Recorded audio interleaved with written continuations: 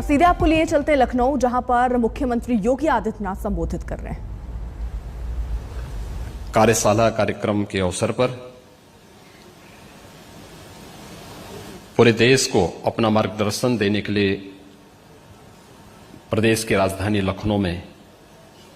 उपस्थित आदरणीय प्रधानमंत्री जी, प्रदेश की माननीय राज्यपाल श्रीमती आनंदीबेन पटेल जी, माननीय रक्षा मंत्री श्री राजनाथ सिंह जी, केंद्रीय आवासन एवं शहरी विकास और पेट्रोलियम मंत्री श्री हरदीप सिंह पुरी जी, माननीय भारी उद्योग मंत्री भारत सरकार डॉक्टर महेंद्र नाथ पांडे जी,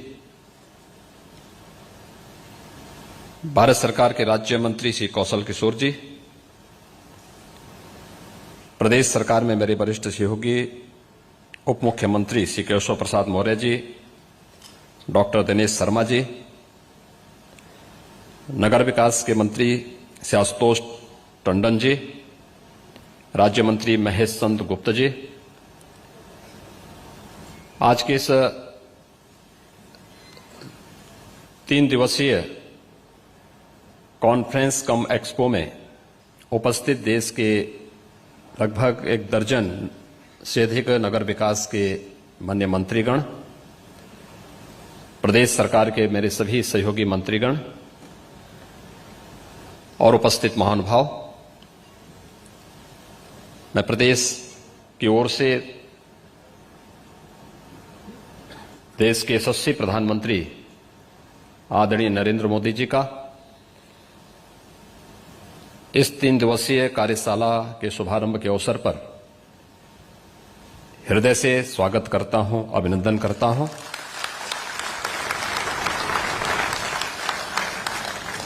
मैं आभारी हूं आदरणीय प्रधानमंत्री जी का कि उन्होंने इस महत्वपूर्ण कार्यशाला के लिए उत्तर प्रदेश की राजधानी लखनऊ को चुना है, क्योंकि देश की सबसे बड़ी आबादी के राज्य उत्तर प्रदेश के लिए अर्बनाइजेशन कितना महत्वपूर्ण है, यह विगत 4.5 वर्ष के दौरान प्रदेश के अंदर आदरणीय प्रधानमंत्री जी के मार्गदर्शन में, उनके निर्देशन में जो तमाम प्रकार की योजनाओं ने शहरी परिवेश को बदलने और प्रत्येक नागरिक के जीवन में व्यापक परिवर्तन लाने में जो सफलता प्राप्त की है, आज यहां पर उसके कुछ उदाहरण प्रदर्शित प्रदर्शनी के माध्यम से भी देखने को और समझने को प्राप्त हो सकते हैं।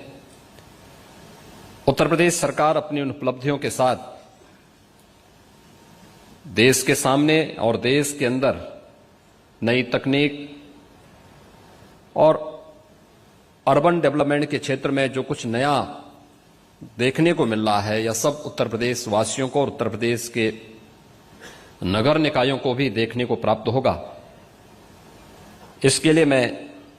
माननीय प्रधानमंत्री जी का, प्रदेश शासन और उत्तर प्रदेश की जनता की ओर से हृदय से आभार व्यक्त करता हूं। मैं स्वागत करता हूं माननीय रक्षा मंत्री जी का, जो इसी लखनऊ के माननीय सांसद भी हैं। इस 3 दिवसीय कार्यशाला के उद्घाटन कार्यक्रम में आज उनका यहां पर मार्गदर्शन प्राप्त हुआ है। मैं स्वागत करता हूं केंद्रीय आवासन और शहरी विकास के मंत्री माननीय श्री हरदीप सिंह पुरी जी का, जो निरंतर प्रदेश के विकास के लिए अपना सहयोग पूरी सकारात्मक ऊर्जा के साथ प्रदान करने के लिए सदैव तत्पर रहते हैं। मैं केंद्रीय मंत्री महेंद्र नाथ पांडे जी का, श्री कौशल किशोर जी का भी इस अवसर पर हृदय से स्वागत करता हूं। देश के लगभग 1 दर्जन से अधिक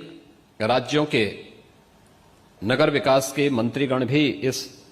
अवसर पर इस 3 दिवसीय कार्यशाला में यहां पर उपस्थित हुए हैं। उन सब का भी मैं प्रदेश सरकार की ओर से हृदय से स्वागत करता हूं। मुझे इस अवसर पर बताते हुए प्रसन्नता की अनुभूति हो रही है कि उत्तर प्रदेश ने विगत 4.5 वर्ष के दौरान अर्बनाइजेशन में कुछ नई उपलब्धियां हासिल की और खासतौर पर एक लंबे समय से जो मांग हो रही थी कि 25,000 की आबादी की जो बड़ी ग्राम पंचायतें हैं इनको नगर निकाय के रूप में मान्यता प्राप्त हो, शहरी क्षेत्र के नगरीय क्षेत्र के दायरे को विस्तार दिया जाए। 2017 के पहले उत्तर प्रदेश के अंदर कुल 654 नगर निकाय थे। आज इनकी संख्या बढ़कर के 734 हुई है और इन 734 नगर निकाय के माध्यम से प्रदेश की एक बड़ी आबादी को हम लोग बुनियादी सुविधाएं उपलब्ध करवाने का कार्य कर रहे हैं। स्वच्छ भारत मिशन इस देश के अंदर न केवल नारी गरिमा के लिए बल्कि प्रत्येक नागरिक के जीवन में स्वस्थ भारत की परिकल्पना को साकार करने में भी मील का पत्थर साबित हुआ है। आदरणीय प्रधानमंत्री जी ने 2 अक्टूबर 2014 को स्वच्छ भारत मिशन की घोषणा की थी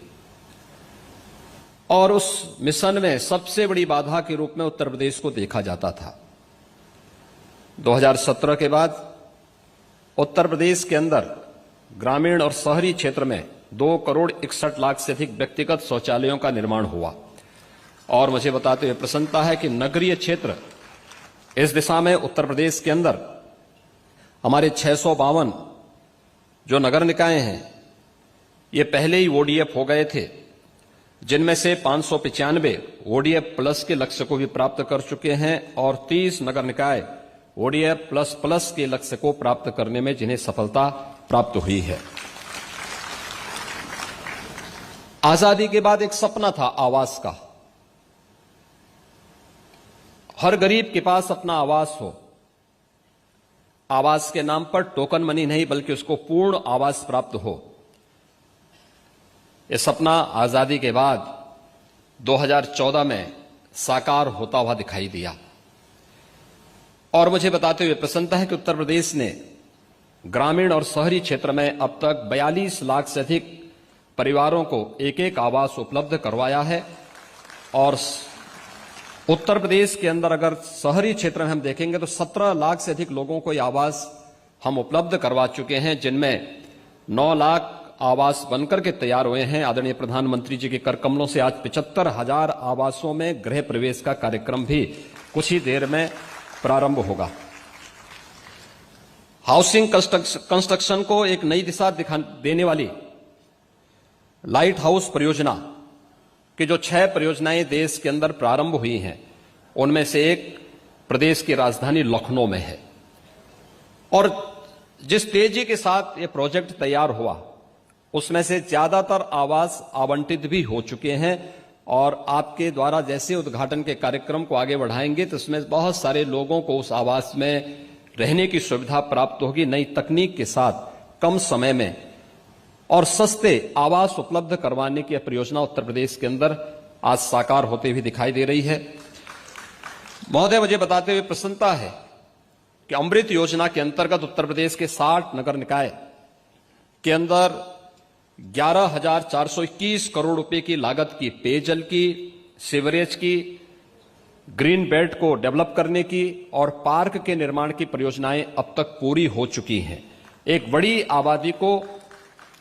इन सभी बुनियादी सुविधाओं से आच्छादित करने इन सभी योजनाओं के माध्यम से हमें सफलता प्राप्त हुई।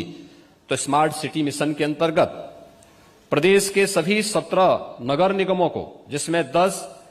आपके अनुकंपा से उत्तर प्रदेश के शहर स्मार्ट सिटी मिशन के अंतर्गत चयन हुए थे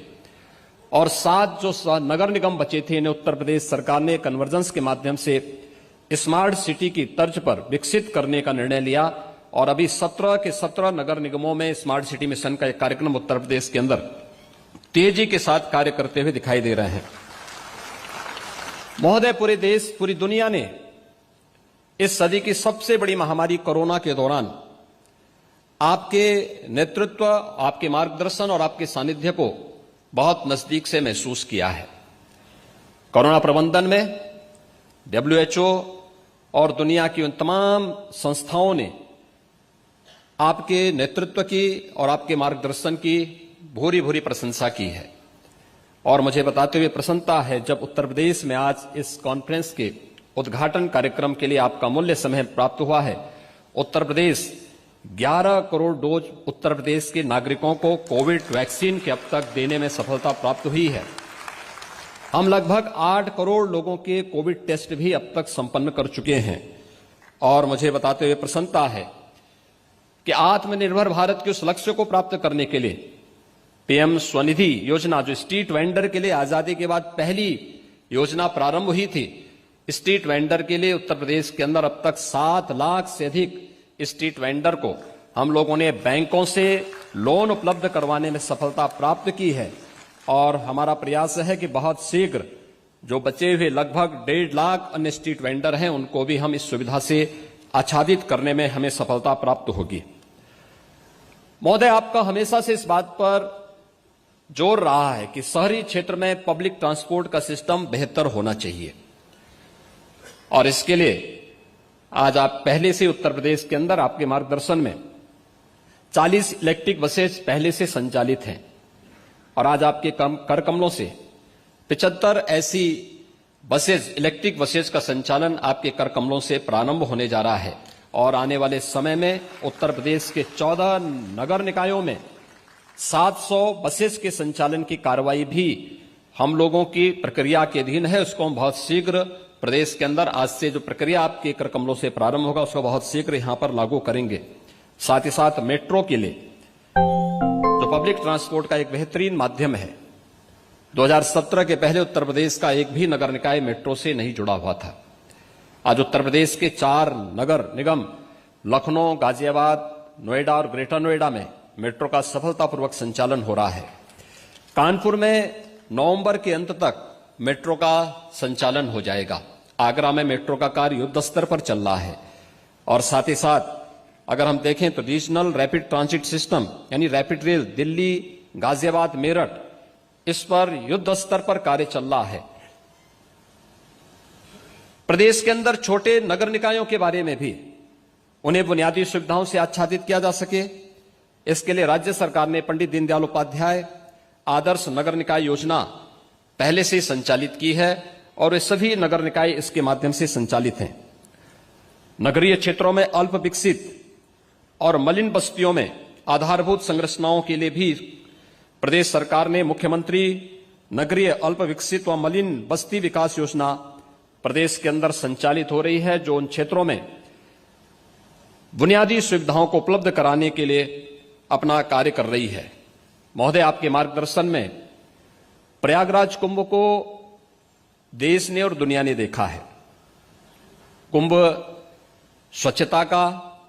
सुरक्षा का और सुव्यवस्था का एक मानक प्रस्तुत कर सके। आपका जो मार्गदर्शन और नेतृत्व प्राप्त हुआ था, उस समय प्रयागराज कुंभ ने उस अभियान को आगे बढ़ाने का कार्य किया था और प्रयागराज कुंभ ने